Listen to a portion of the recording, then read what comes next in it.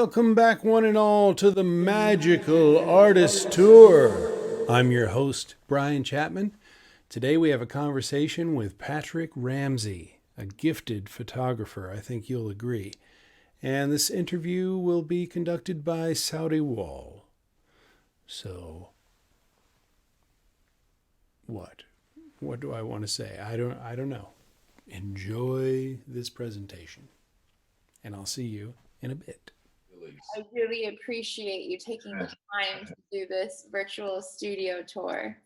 Not a problem, my pleasure. Yeah, given the circumstances, I think it's nice to try and keep that community connected in however, ways that. Yeah, we've been spending an awful lot of energy in that regard. So would you like to see some of my work? Yeah, I'd love that. I'd love to see some. All right, so I've picked three items for you. I picked them because they speak to who I am as a person and as a photographer. So we're gonna walk to the other room. So while we're walking to the other room, I'll keep talking to you, okay? Hold on. If I walk too fast, let me know. I don't want to make you get jittery. Okay. So, two of the pieces that I'm going to show you are black and white, and one of them is color, but it is pretty monotone. Black and white monotone pretty much speak to a lot of characteristics that I have as a photographer. When I first started doing photography, I fell in love with black and white. And so while I don't have anything against color, it's just that black and white speaks to me. And part of the rationale is it's a more dramatic medium, I think. And even more than the drama of it, it is, it's timeless. So for me, when you add color and fashion, et cetera, it holds an image in a given time and space, as opposed to black and white, it could be almost any time and space. And so that timelessness that is available in black and white imagery has always appealed to me. The other thing that you're going to see in these three images that have a thing that is consistent between the three is my work attempts to tell a story. So I have the opinion, for whatever it's worth, that an artist spends the beginning of their career learning the craft of their art, whether it's painting or photography or ceramics or sculpture. The first part of your learning process is learning the craft itself.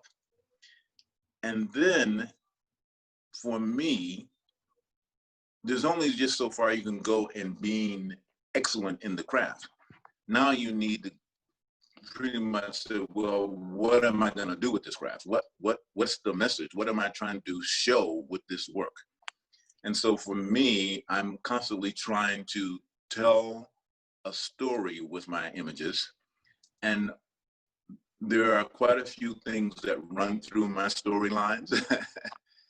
I'm oftentimes looking at solitude, at how we as human beings function as solitary human beings. I am often trying to make statements about what I see as the social condition that we live in. And I'm always trying to show that as human beings, we have more in common than we have things that are different about us. So you mentioned that you have been on my website. What you would probably notice that 98% of my work is about people. I don't have anything against trees and forests and buildings, but in my mind, what is more interesting than the human experience? So with that said, The first image that I'm going to show you is an image that I named Blue. It's an image of a senior woman looking out of her window. See, I'm going to see if I can turn this around for you. Looking out of her window over a fire escape in Manhattan. And it is a typical image of mine, given how I took it. And normally the way I work is I will find a space or a location and just sit there and wait. And I wait. What I'm waiting for is the human element to come and make it a real picture. And so on this particular day, I'm in the Village in New York, one of my favorite places on the planet. And I looked up and there she was.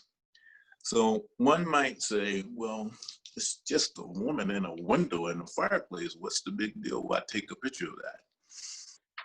But what I see when I see her face is just question marks.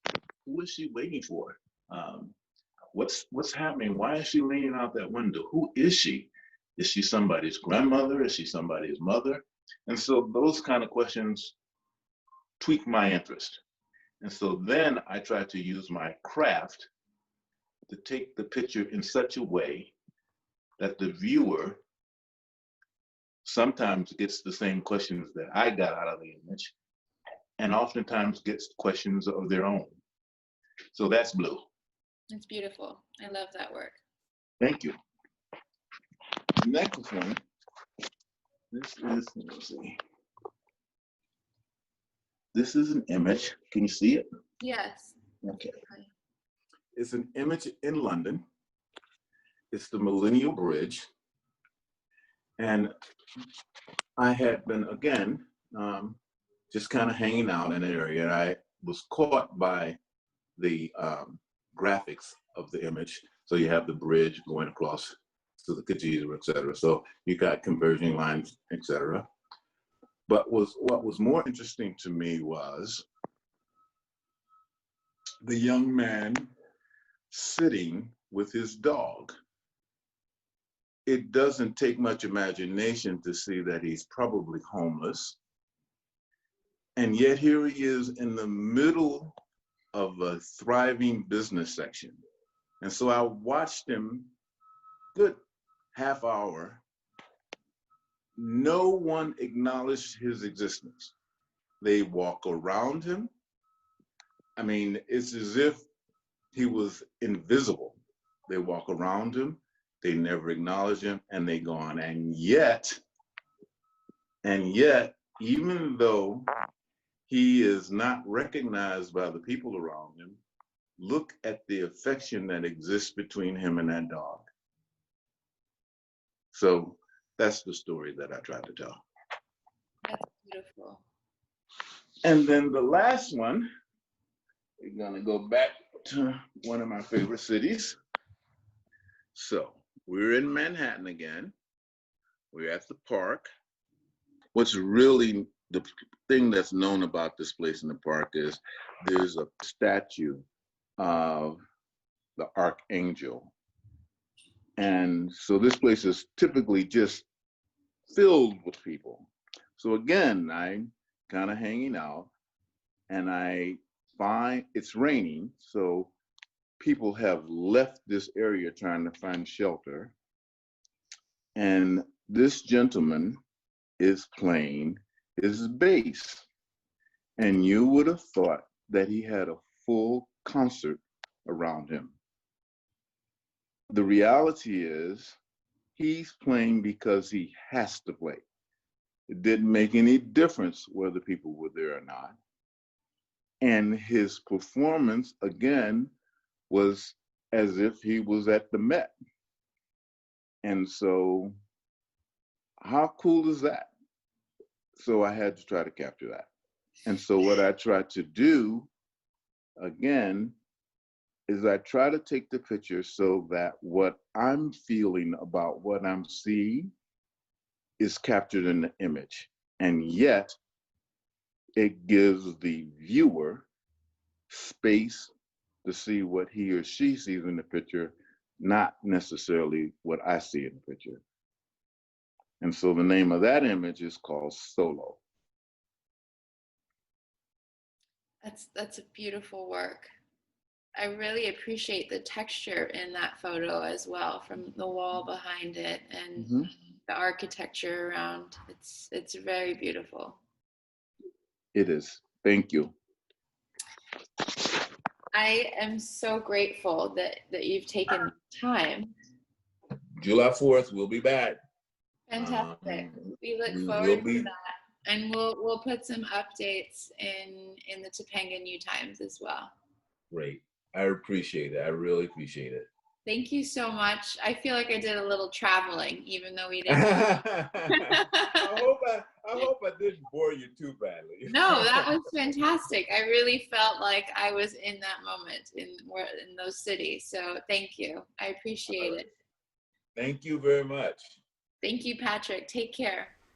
Another wonderful interview.